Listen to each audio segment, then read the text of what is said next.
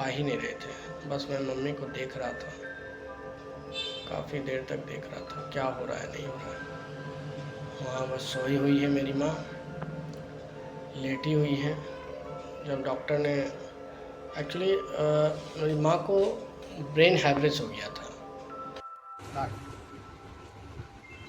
नमस्ते गाइस, चलिए मैं फिर आप लोग के बीच ये सच्ची कहानी के बीच मैं आया हूँ और काफ़ी दिनों से मैं आप लोग से मिल नहीं पाया हूँ, इसके लिए सॉरी दोस्तों। और बीच में कुछ घटना घटने के कारण मैं आप लोग से मिल नहीं पाया।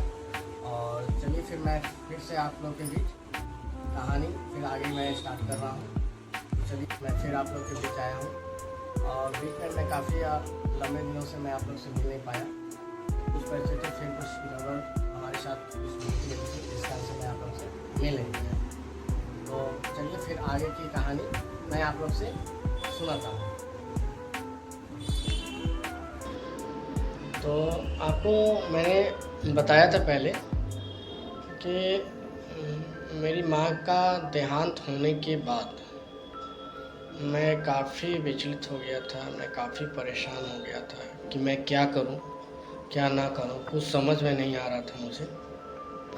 क्योंकि मैं भी काफ़ी छोटा था और मेरे से भी छोटे मेरे भाई बहन थे। उन लोगों को तो कुछ समझ में ही नहीं आया था कि हो क्या रहा है। मेरा जो छोटा भाई है मम्मी में लिपट कर लेटा हुआ था, सोया हुआ था, और मैं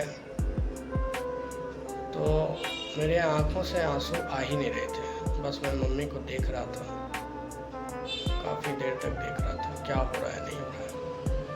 वहाँ बस सोई हुई है मेरी माँ, लेटी हुई है। जब डॉक्टर ने एक्चुअली मेरी माँ को ब्रेन हैमरेज हो गया था,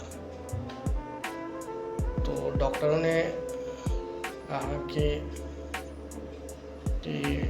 ब्रेन हैमरेज हो गया है, जिस कारण से उनकी मौत हो गई है। लेकिन एक्चुअली मेरी माँ बहुत ही साहसी थी। उन्होंने पैर हाथ को भी हिलाया था, लेकिन डॉक्टर लोग समझ नहीं पा रहे थे। एक्चुअली होली का समय था और होली के समय अधिकतर जो है क्लिनिक बंद थे। बेगूसराय का एक भी क्लिनिक खुला नहीं था, जो कुछ अगल बगल के खुले थे उसी में हम लोगों ने जल्दीबाजी में, मेरे पिताजी ने, पापा ने जल्दीबाजी में सब मिल के लोग भर्ती कराए, लेकिन कुछ ठीक नहीं हो पाया। अचानक से मम्मी का ब्रेन हैमरेज हो गया, क्योंकि मम्मी को पहले से भी बीपी का शिकायत था, बीपी का दवाई खाती थी और उसी मम्मी बीपी का दवाई नहीं खाई।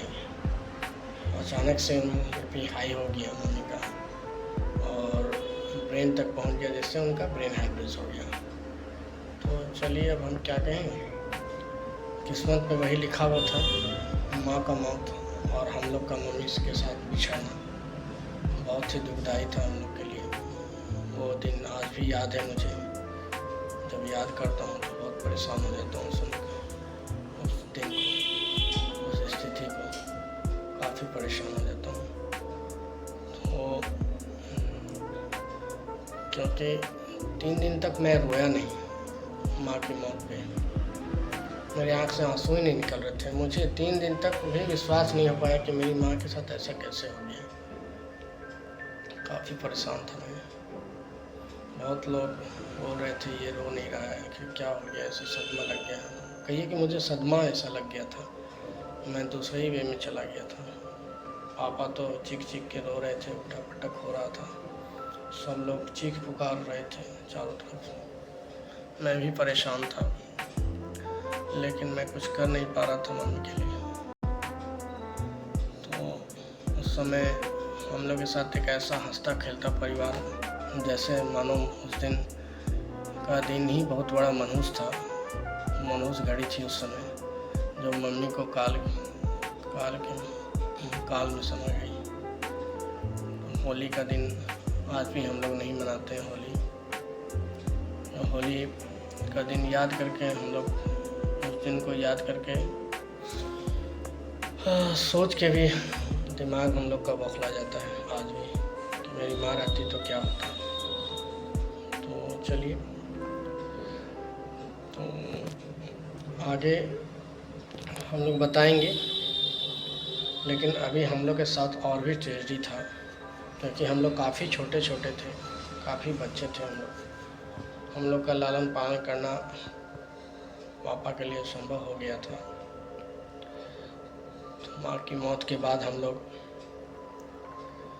काफ़ी परेशान थे, क्या करेंगे नहीं करेंगे कुछ समझ में नहीं आ रहा था, क्योंकि मम्मी की याद हमेशा आती रहती थी। रात में मेरा छोटा भाई परेशान था, क्योंकि वो काफ़ी छोटा था, तो मम्मी के ही गोद में रहता था वो।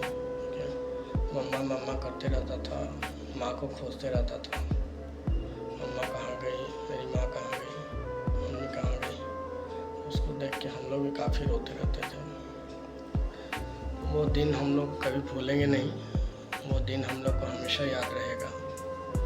तो चलिए गाइस, आगे आपको बताएंगे। तो आगे नेक्स्ट एपिसोड में आप लोग को मैं बताता हूँ कि आगे हम लोग के साथ आगे क्या हुआ।